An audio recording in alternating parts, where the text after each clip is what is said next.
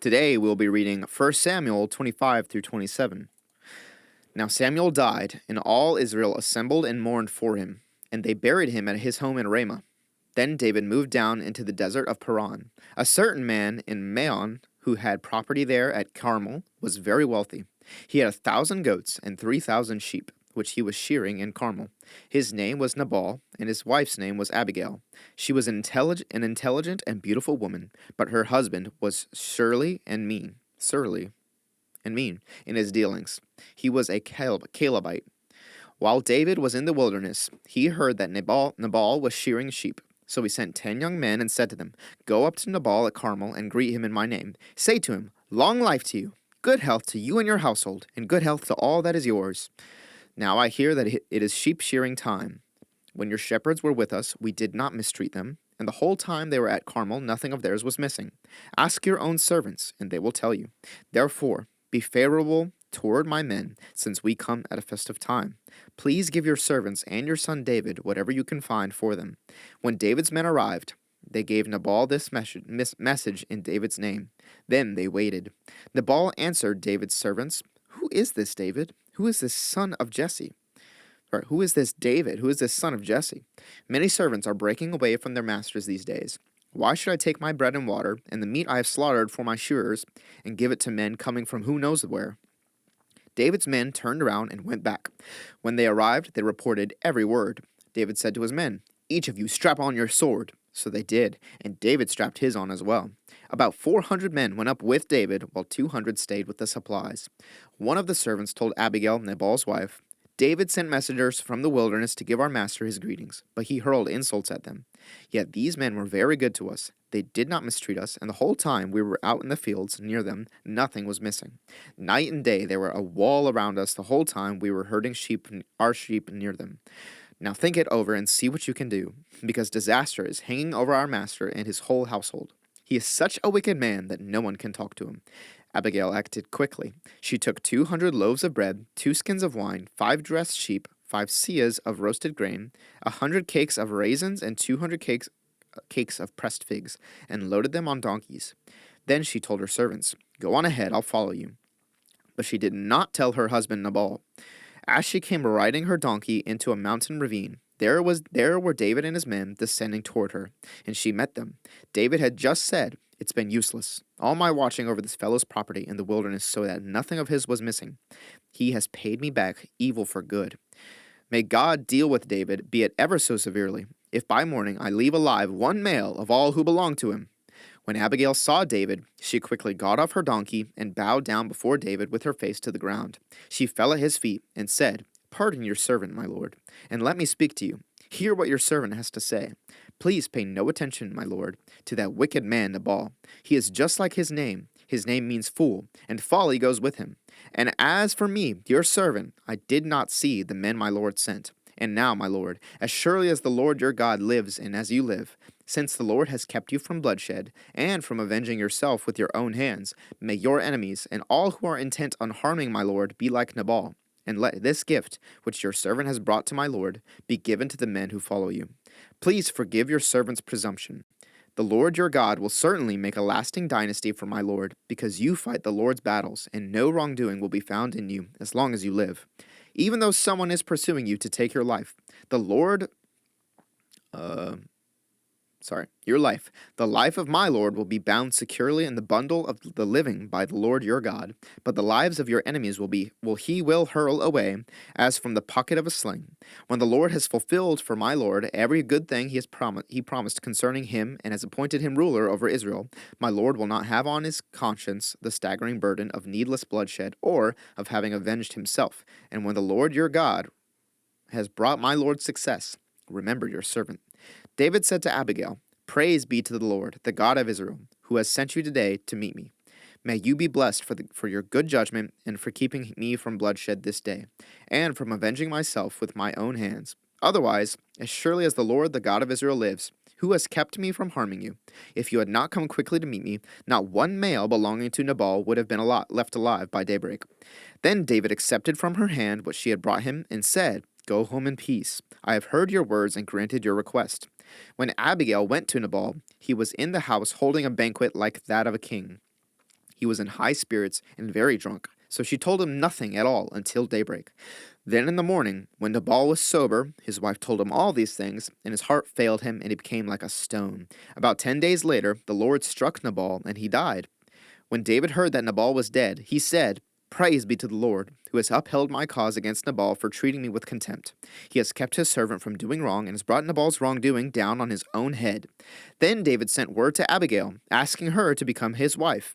His servants went to Carmel and said to Abigail, "David has sent us to you to take you to become his wife." She bowed down with her face to the ground and said, "I am your servant, and am ready to serve you and wash the feet of my Lord's servants." Abigail quickly got on a donkey and, attended by her 5 female servants, went with David's messengers and became his wife. David had also married Ahinoam of Jezreel, and they both were his wives. But Saul had given his daughter Michal, David's wife, to Paltiel, son of Laish, who was from Galim.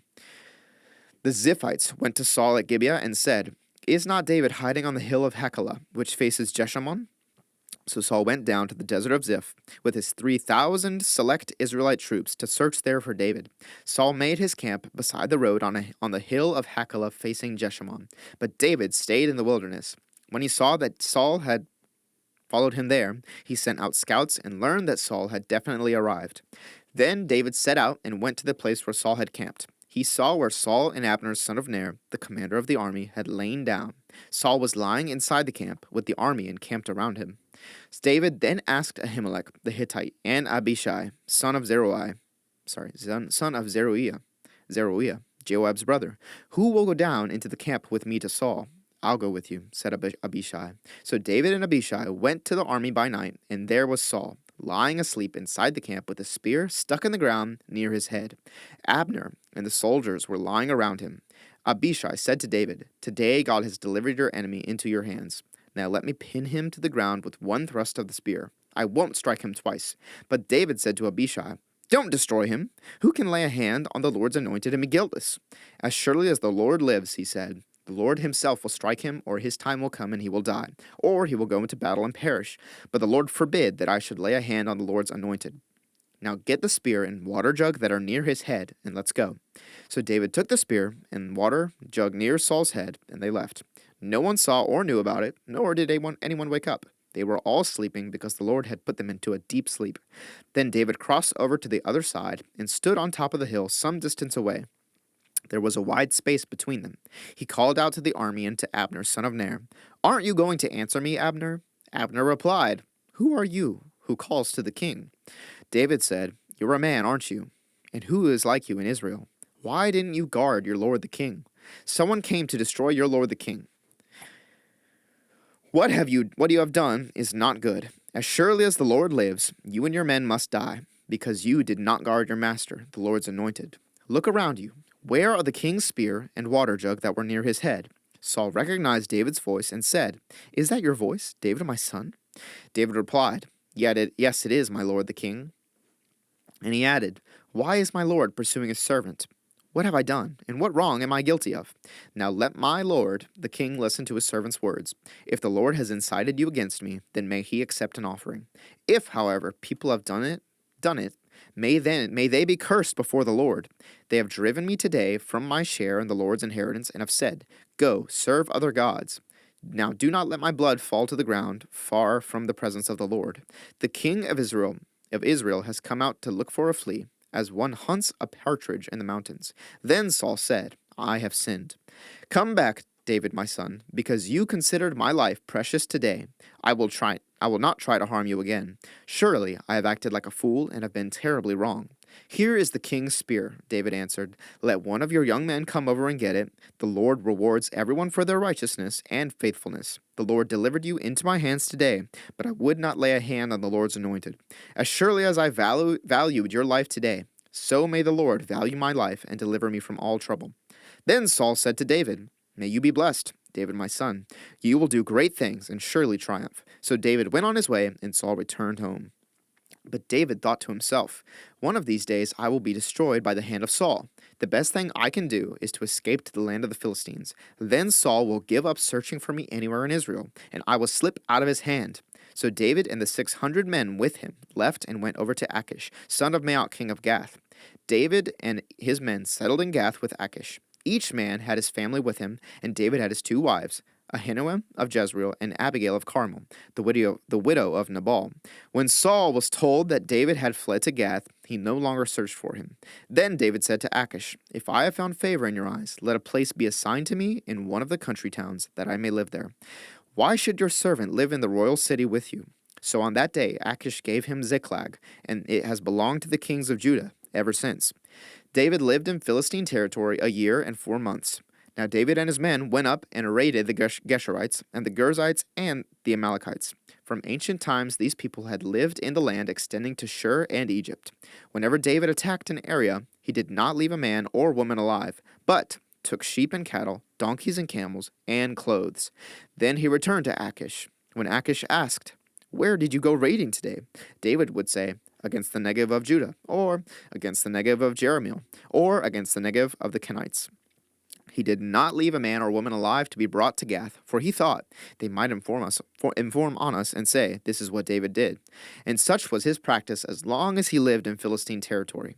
Achish trusted David and said to himself, "He has become so obnoxious to his people, the Israelites, that he will be my servant for life."